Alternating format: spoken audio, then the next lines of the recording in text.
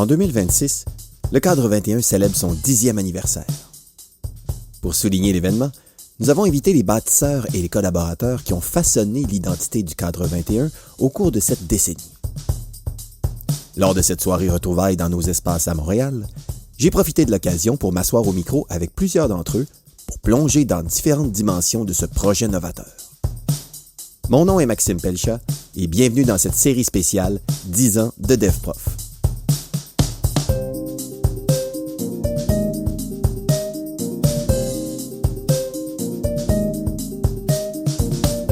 Dans ce 8e épisode, je discute avec Stéphane Hunter d'Esquad Multimédia qui raconte comment l'innovation dans le contenant a transformé les événements du Cadre 21 pour rendre le développement professionnel aussi captivant que les meilleurs contenus médias qu'on consomme quotidiennement.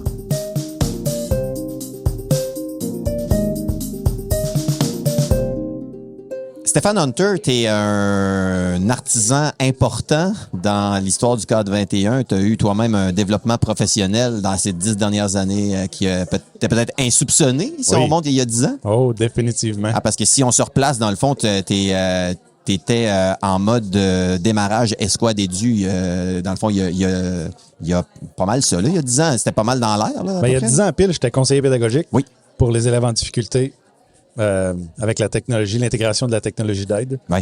Puis en 2017, on a vraiment débuté Esquad Edu pour nous rendre jusqu'en 2020, où est-ce que j'ai fondé Esquad Multimédia. Puis là, c'est devenu ce que c'est devenu aujourd'hui, 2026. Oui, puis à travers ces années-là, on a collaboré plusieurs fois ensemble. Il y a eu les webinaires de 2018 qui ont 5 épisodes, hein, si je ne me trompe pas, dans le printemps. Qui ont fait un effet insoupçonné, je crois, autant au niveau de la participation que de la façon qu'on a fait ça. On s'était dit, on veut faire quelque chose de différent. Ouais. On veut amener de la dynamique dans la présentation du contenu. Puis, la raison d'être de l'entreprise que j'ai, c'est d'essayer d'élever le contenant de ce qu'on produit à la hauteur du contenu de ce qu'on fait en éducation. À la hauteur du contenu. Puis souvent, malheureusement, je trouve qu'on se contente de pas assez. Donc, c'est un peu ça, la raison d'être d'Esquad Multimédia. Une des grandes parties de notre raison d'être, c'est d'élever ça, d'amener le contenant à la hauteur du contenu pour offrir une meilleure expérience d'apprentissage et tout ça. Puis, il y a beaucoup de ces apprentissages-là, puis beaucoup de cette évolution-là qu'on a fait ensemble. Exact. Puis c'est ça, puis cette expérience-là du webinaire avec Marius Bourgeois, avec Normand Brodeur, avec Jacques Cool, puis qui avait comme de l'interactivité avec les gens qui étaient à la maison, parce que ça se déroulait le soir en plus. Là, on était vraiment dans l'extrascolaire à ce moment-là pour stimuler le développement professionnel en fin d'année. Là, on était en fin d'année scolaire. Beau succès.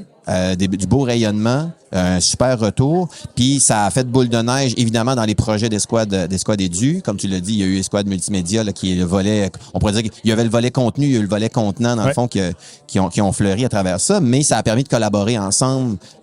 Puis je pense notamment, il y avait eu déjà le premier sommet du développement professionnel en 2018, parce que tu étais là pour animer. Mais si on revient à cet aspect essayer d'innover dans la production du contenu destiné comme au développement professionnel, le défi qu'on s'était lancé avec le sommet du développement professionnel de 2021, la 3e édition, en mode pandémie, avec de dire est-ce qu'on peut faire une journée un peu comme colloque, congrès, qui est d'une autre nature qu'un simple Zoom dans lequel les gens se connectent. Exactement. Puis on a fait...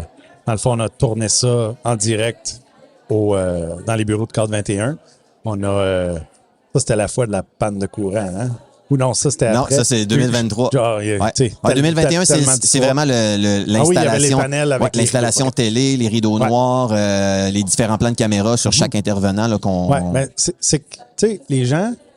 On sait à quel point les gens ont pu la rétention d'attention. On a de la difficulté des fois à garder leur attention. Mais les gens sont encore capables d'écouter Lord of the Rings 1, 2, 3, back-à-back, Director Scott pendant 13 heures de temps. T'sais. Fait que quand tu y penses, c'est pas toujours une question de longueur, c'est une question de présentation, c'est une question d'approche par rapport au contenu, par rapport à ce qu'on fait. Puis moi, je me plais à dire que avant d'être important, il faut que ça soit comme divertissant. On va dire ça comme ça. Il faut être intéressant avant d'être important. Fait que, dans ce qu'on veut amener, c'est ça. C'est cet aspect un peu plus chaud, un peu plus, pas spectacle, mais tu sais, comme qu'on en fasse un événement si on l'appelle comme ça. Puis, on avait fait ça ici. On avait fait un beau setup technique. Puis, on avait aussi, tu étais de l'autre côté, il y avait de l'animation. Il y avait de l'animation pendant les pauses. On avait des sketch notes qui se passaient en direct. Il y avait plein de choses qui se passaient. Oui, puis qu'on prenait le temps de voir les interactions des gens là, qui étaient, dans le fond, un peu partout dans leur école, dans leur centre de service scolaire, dans le fond, là, pour suivre la journée avec nous. Oui, c'était vraiment un succès d'un point de vue format. Ouais. Puis après ça, on a encore poussé la note en 2023. Puis le plan de match, c'était on se fait un sommet, pas de visuel. Ouais. C'était vraiment un gros défi, ça. Hein? Des discussions, des échanges. De pédagogie, d'éléments de développement de professionnels, puis de développement de compétences, mais sans... être accroché sur un PowerPoint. C'est ça, sans appui visuel, sans puce, sans rien, mais en mode discussion. Puis là, on s'était lancé l'idée de dire comme on aime regarder des balados. Mm-hmm. Est-ce qu'on peut emprunter, dans le fond, ce contexte-là qui les gens donnent de l'attention à ça? Parce qu'un balado, c'est pas un reel de 30 secondes. Non. C'est un balado, c'est long. Exactement. Et les gens sont de plus en plus nombreux à écouter des balados en format vidéo. Ouais. Est-ce qu'on peut emprunter ça pour parler de développement professionnel? Oui, puis c'est ça qu'on a fait. Hein? On a fait un studio de podcast à 4 personnes avec, en setup multicam et tout ça, puis on a réussi à créer des échanges comme on fait présentement. On se parle des sujets importants, mais dans un format qui était presque informel. C'était convivial. C'est vraiment convivial, c'est vraiment le fun. Puis ça a demandé aux gens qui participaient tout un effort de justement pas s'accrocher à une présentation ou un contenu prédéterminé d'avance. Il y avait des questions.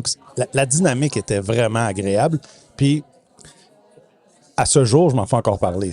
2 ans plus tard, 3 ans plus tard, on se fait parler de tabarouette que c'était le fun. Puis en plus, on a eu une méga panne de courant, puis on a réussi à... Avec résolution de problème. À remettre ça sur pied pendant la diffusion. Mais bref, c'était un format que, d'ailleurs, j'adorerais reprendre, là, mais... Il n'est pas dit, parce que je pense que c'est comme ça que je terminerais cette brève incursion dans ce volet, un peu, comme on pourrait dire, innovation dans une partie du contenant et de l'animation que le Cadre 21 peut offrir au réseau, toujours en collaboration avec le réseau, au service du réseau. Puis oui, c'est sûr qu'il y a des idées qui bouillonnent pour les prochains mois, les prochaines années, puis probablement qu'on va y revenir parce que, tu sais, depuis 2023, on s'est croisés à quelques reprises sur d'autres projets, notamment quelques-uns avec la Fédération. Qui montre qu'il y a un réel potentiel dans cette avenue-là pour qu'on peut continuer à l'exploiter. Propulsion 2024, pour pas le nommer, c'était un exemple qu'on a poussé la comodalité à un autre niveau. On en a fait des choses innovantes ensemble. Donc, on se souhaite pour les 10 prochaines de continuer à collaborer ensemble? Certain. Un plaisir. Merci Stéphane. Salut Max.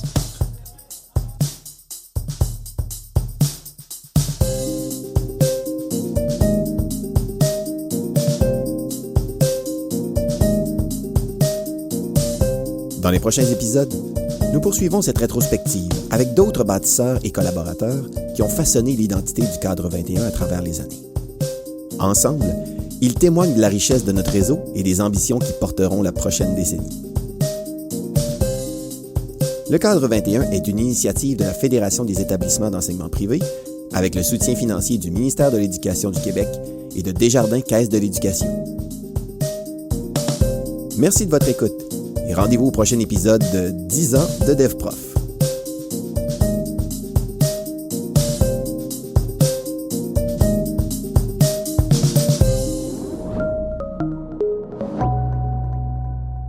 Mon DP Continu est membre de Balado Pédago, une communauté dynamique de professionnels de l'éducation qui partagent une vision commune.